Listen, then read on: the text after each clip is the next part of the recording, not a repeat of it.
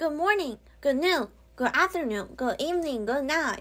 It's your Olinoe here again, bringing you the new episode of Opera Wears. I finished the script and my ideas like literally 2 days ago, but due to whatever reasons that exist, here's a brief apology. I just finished recording this podcast a few minutes ago, and I do think I must apologize because I consider what I'm saying in this podcast is not that great. Not because I feel sorry for criticizing Carmen and Carrie Cracknell, but finding myself doing the same thing with Cracknell, saying too much without any valuable points. If you do want to continue listening, please go on. Okay, it is 2 a.m. again. I'm sitting in front of my MacBook Air M2 doing this podcast. I do need more sleep hours, but whatever. I'm satisfied with my 3.5 hours sleep. It's life. You gotta do this. As I said in the last episode, it is all about Carmen today because Carmen, the ultimate classic opera. Even if you are not into opera at all, you'll still recognize the name in an instant.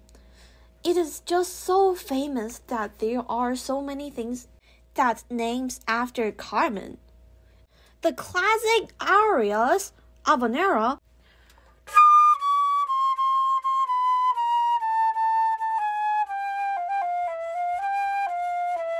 and the Toreador song,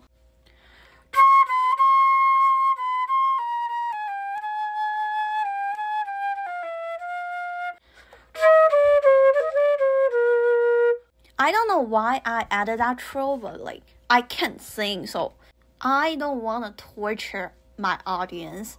So that's why I use my flute. I mean, I did not practice it at all. I do sign reading. I hope that sounds at least acceptable. But all in all, it is pure classical opera that everyone knows it. Another thing is it is overture. It is kind of like the theme of the opera, whether it is the variation or the original, to be relevant and irrelevant at the same time. That overture just reminds me of Aria Codes, the opera podcast co-produced by WNYC and the Metropolitan Opera. Carmen's overture serves as the start of every episode. You'll hear that every time. I'm saying only because I want to. Even though aria code is more like people who are relevant to that specific aria and they talk about their stories, it is more like an interview. But aria code is the first ever podcast I listened to, and that's what inspired me to start this podcast. And also, it is pretty great for you to build an understanding on a specific aria from aria codes. So I will encourage you to listen to it. Back to our opera wears time. Let me explain a little bit of story of Carmen. It is set in Spain. There's a girl, Carmen, who flirts with everyone she's interested. There's a man, Don Jose, or Don Jules, I guess. Who thinks himself is in love with Carmen, but Carmen doesn't give back the same amount of love to him. Carmen went to other men. So he gets mad and kills Carmen. Story ends. The story was written 3 centuries ago, back to the 1800s, where the whole society practiced patriarchy. I am not saying that the society right now is genderly equal, but back then it was even worse. Opera was for loyalties and riches. People act like Don Jose, extremely mad and using the nowadays word cancelled Carmen. Even though those men are evil, satisfying themselves with whatever they can, they still consider women as their property.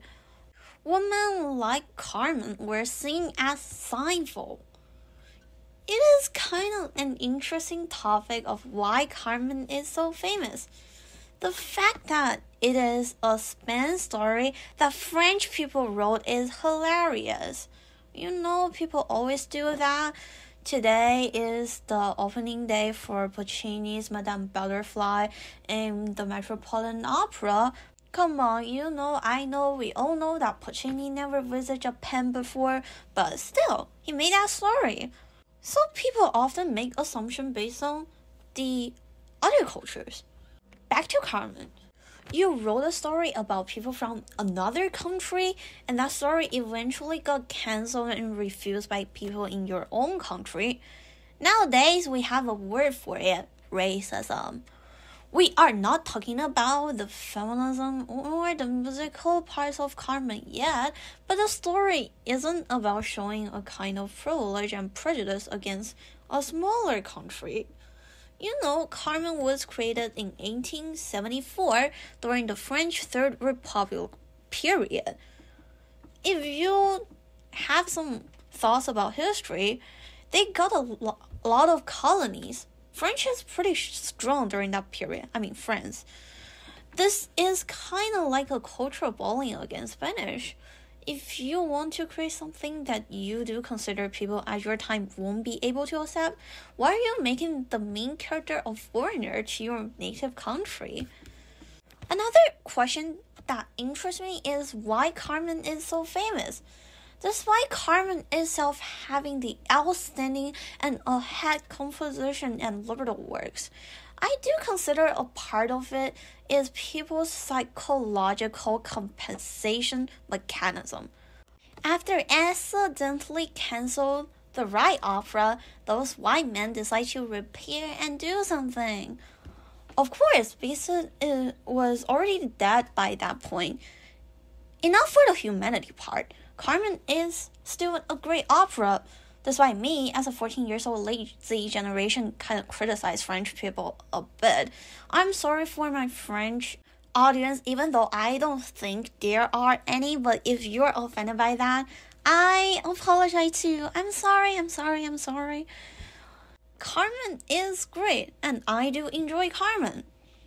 And all of which I'm saying is based on a personal perspective and kind of ignoring the societal content and the social environment. I don't think Bizet can see what I see as someone who's died in 1875. Okay, people always have implicit bias, especially creators of any kinds of literature and artworks. As what we are saying, you can find the silhouette of a creator inside of their work. By the way, the word silhouette also originated from French. One's word must include some sort of themselves and how they see the world in certain ways. I don't know if you guys are into movies or not, at least I am not. So the day before yesterday, my lovely friend, also one of my podcast audience, I should give a special shout out to her, told me that the Golden Globe Award was hosted just a few days ago, and of course, Christopher Edward Nolan's Oppenheimer won. Why am I saying that in an opera podcast? It's because the editing and filming technique Nolan used to persuade the postmodern narrative kind of interests me. Postmodernism is an intellectual stand that rejects the certainty of knowledge and stable meaning. Credit to Wikipedia. That's a weird sentence to understand. In my own words, is you spend time on a production, you sit there for a couple hours and you go out. You know nothing before and you learn nothing after. It's like drinking water. No taste, no meaning. You just drink it. The meaning of a movie is created when you start to have your understanding of the director's purpose and you get the meaning of a movie that the director persuades you to get. But postmodernism is totally against that. The director is not allowed to include their thoughts inside of their production. rationality and objectivity are given to the audience. Postmodernism is anti-narrative, a radical refutation of Enlightenment reason and the nihilistic attitude towards truth.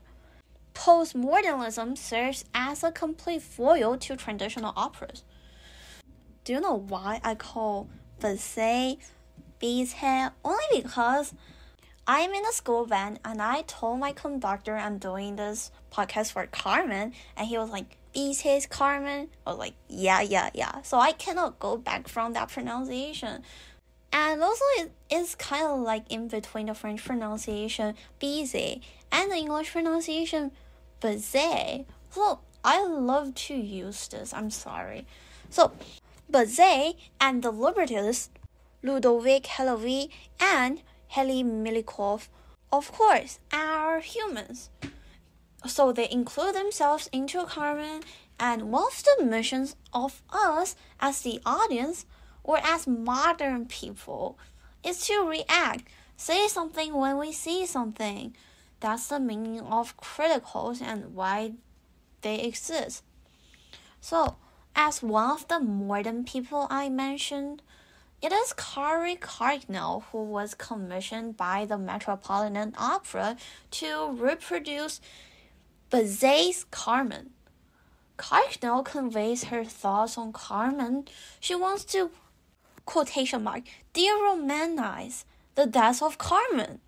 She wants to add a modern-day feminine perspective to Carmen and also the free spirit of white female citizens who hasn't experienced that much of prejudice in terms of family background or social classes. She wants to inspire the audience to think more on what can we elaborate on the old ancient operas and also sell tickets for the Met. I guess Cardinal's point is to change those inequality and biasful component written by respectful white old men. I mean, even though Bizet's Carmen was very unsuccessful, but please do not ignore the fact that he's pretty famous and being able to reach many resources. Cracknell wants to change those stigmatization and discriminatory content created by high threshold that exists in the opera industry from above and below exists in old and nowadays famous operas. And also, she wants to mention the audience to see the class division and patriarchy in this opera work. I mean, Cardinal's intention sounds pretty good. At least there aren't anything that I or we can judge about the original intention of this reproduction. She tried. But you know, it is life. There always has been those perception versus reality moments. For example, it is 2:30 a.m. right now. I really want to sleep, but it's life. You gotta finish this podcast. The more you are saying, the more you have to take. Responsibilities always come after words. Do consider the amount of work after every sentence. Carmen is actually one of the easy but hard pieces to reproduce. It is easy because during those 3 centuries, people already built a solid base for you.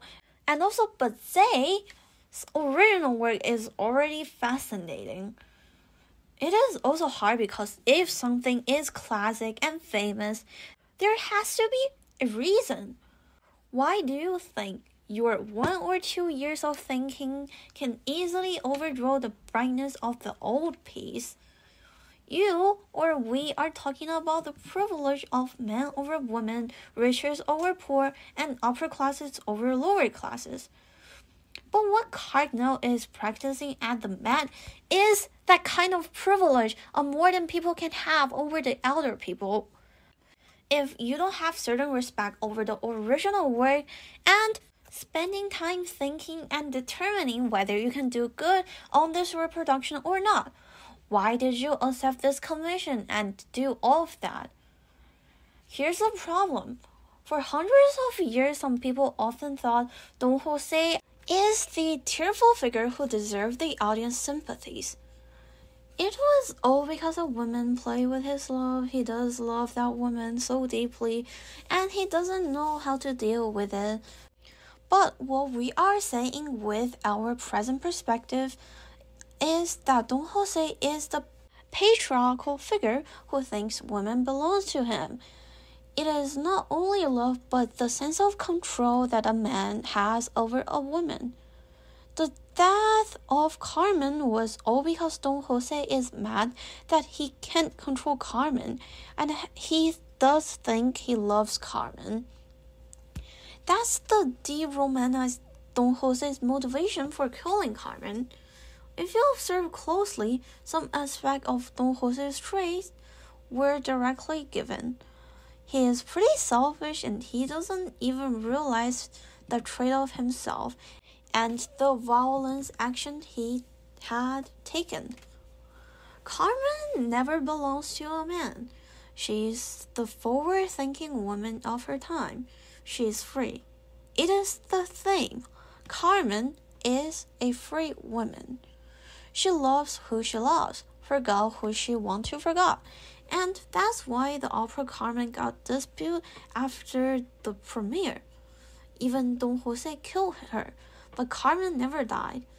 You can physically kill Carmen, but if she survives, she'll definitely still claim herself as a free person. Carmen symbolized a kind of spirit that women should have. The sense of freedom. Think what you want to think. Women were born with the power of do what they want to do. Things are double-sided, so does Carmen. You can see some sorts of the feminism enlightenment, but also a little bit of justification of Don Jose's homicides. I mean, it's still based on your interpretation and yourself. I swear, there are no more philosophies in my podcast ever again. I have no idea about what I'm saying, and I don't think I'll have a career as a philosopher when I grow up. So, in conclusion, Carmen is a great opera that contains feminist ideas, but from a present perspective, still can be better. So, Carrie Cracknell was there and wanted to do something. That's what she did.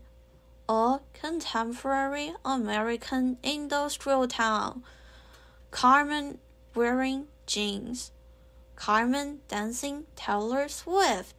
Nothing else. Here's the thing. Cracknell said all of those kinds of fancy sentences. You want every normal audience to be able to understand your American-sized Carmen story that reflects on social and gender inequalities so that the Metropolitan Opera House can sell more tickets while you are being praised. At least I, can't learn or interpret anything more from this new production. The rearrangements are meaningless to me. Are there any possibilities that we misunderstood Carrie Cracknell, just like people from 3 centuries ago misunderstood Bizet? Here's my answer to this. I do think I can survive more than 3 years, so I'll be a little bit arrogant and answer this question with a perception of my future myself. It's a straightforward answer. No.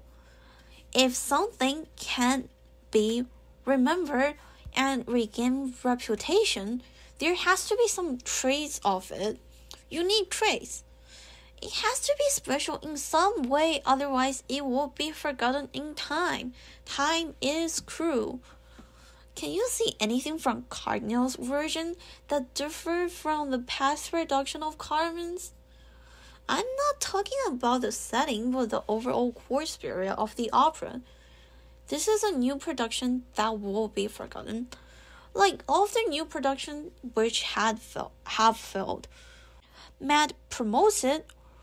The production was regarded as the important production for a season and disappear and being forgotten. If you can't do something that's really new and refreshing for the audience, please do the original one and save us. and also save money. The audience are enough for random jinx, Carmen. Give me my real money, Carmen, back, please. Don't say things if you can't do, please, Cracknell. Learn this. If you don't have the ability of turning an old classic opera into a fresh modern opera with value of present perspective, just give the position to someone else or save money. You go out, please. Enough for Cracknell and all of my life philosophies. Let's go back to the performance. One thing that does save me from this reproduction is Aigul Akhmetshina. She is so pretty, and despite her beauty, her voice is just brilliant. We all know how famous she is, but this is the first time I've ever seen her in an opera house. I mean, it is my first time seeing her anywhere, but like, whatever.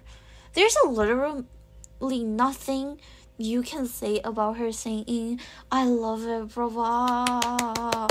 Everything comes with a but. Akhmetshina is a little bit too young for Carmen. I'm not saying that there's any question about her singing or like acting. Her face. She looked too nice to be a playgirl. An American girl who flirts with men and never falls. Akhmetshina is only 27 years old, but she's definitely the best Carmen at this moment. I love her. I will visit the Met again and tolerate the reproduction only for her. Please, Akhmetshina, save this opera. She delighted the stage and my life. She's the queen of tonight.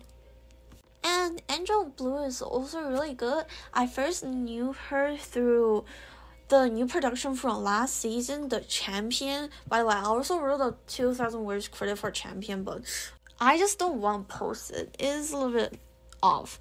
So, I love Angel Blue. She sings really well. I love her voice. And for Carmen, she acts Michaela this time. She's so cute. Oh my god. So, for the other singers, I feel so sorry for them. They're also really good. But I have to admit the fact that because Aigul Akhmetshina is too starring, I didn't pay much attention to the other singers. But on the other hand, that also proves that they're doing fine. At least didn't make any very obvious mistakes that worth me of saying. I don't want to say every detail or points about this reproduction. I mean, first of all, it is debatable if this Carmen deserves my 30 minutes of interpretation on every details. Second of all, details of a production is what you are looking for if it is new and you are already familiar with the old classic version. And the third and most major point is I do have difficulties remembering every detail, so let's just talk about the things that interested me in this really boring reproduction. A minor thing that I will say first is the triangle. I mean, not the triangle in geometry where you prove congruency or similarity, but as an instrument. Ding, ding, ding. They used triangles during the overture, and the tempo was really off. Go back to your Manhattan College of Music, please, whomever was playing it. Or just let me replace you. I'll be satisfied even if you only give me $20. Judgments again. The reproduction doesn't excite me. From the words of friends, it is one of the production that you have to just close your eyes and listen. So boring it is. You found Carmen engines who do those Taylor Swift more than American pop dances. No offense to pop music lovers and Swifties. They said those artificial lights bound in the backstage to stimulate a sense of motion in cars. Smart. Way better than what they did 4 months ago in Dead Man Walking. The production team who used the poor projection and a chair talks about the projection. One thing that I'm still wondering right now is why they indirect a very consensualness projection before every act. I do not understand and totally not getting it. Especially, what's the point and meaning of it? I mean, to me, it seems like people are walking in slow pace, that's all. If you watch Carmen and you would like to provide your interpretation, please just email me. And also, they got rotating containers and the iron bleacher in Acts 3 and 4. They remind me of Nabucco, which I just reviewed 2 episodes ago. I did that as my last episode in 2023. Please do consider listen to it. The mass production team just really love having things rotating. Especially, they also got real fire in the beginning of Act 3.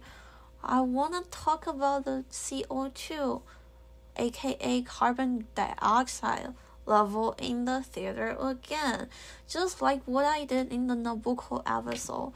But however, I'm feeling my GPA dropped from 3.9 to 3.2 after that. I am not going to talk about anything that's related to chemistry or biology. Back to the rotating design. It seems weird, but it does add on to the opera. Opera singers don't just stand alone and sing, but they are moving. But it doesn't save this boring production. Hi, every time I judge people, I want to use my Asian accent, but whatever. It's Camino in this version of Carmen looks like the boss of a criminal gang who just learned how to use a cell phone and take selfie with every hot white girl. Nah, I don't know if you guys know or not the movie series The Godfather.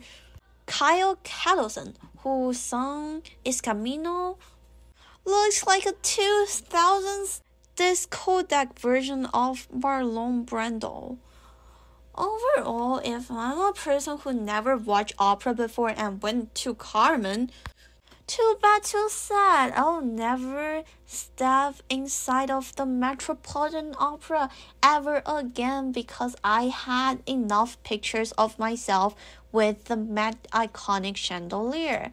And I can post an Instagram story. First time opera. Hi, Carmen, so good. I love Carmen. You know, the people sing really well. What's the name of the people singing? I don't know, but Google. I have my picture with the chandelier. I look so fancy. I look like an upper class person right now. We are going to a bar after. So good. The only thing that wins the prize is the singers. The only accurate statement for this version of Carmen is close your eyes and listen. This is so smart and concludable. I'll use this statement twice. If you would like to hear Aigul Akhmetshina, or you want to take a picture of yourself with the Met's iconic chandelier, please do so. It worth the price if you want to. Otherwise, I can't find any other reason why are you paying that money to be there and torture yourself for 3.5 hours. I comment and judge a lot in this episode and kind of like being not that nice to Carrie Cracknell and include a lot of random ideologies and philosophies in this episode. Everything is based on my personal perspective. I do expect that you think whatever I said contains a lot of debatable stuff and have some counter statements or different opinions for them. Or if you just like this version of Carmen and found something valuable. If you would like to have a talk with me and exchange your perspective, please do feel free to email me. It is alindatang@gmail.com. It is AULINDATANG@gmail.com. I'm fine with you being not that nice to me. Say what you want to say. Overall, thank you so much for listening to this long episode and have a nice day. I am going to sleep right now. Thank you guys so much and see you in my next episode.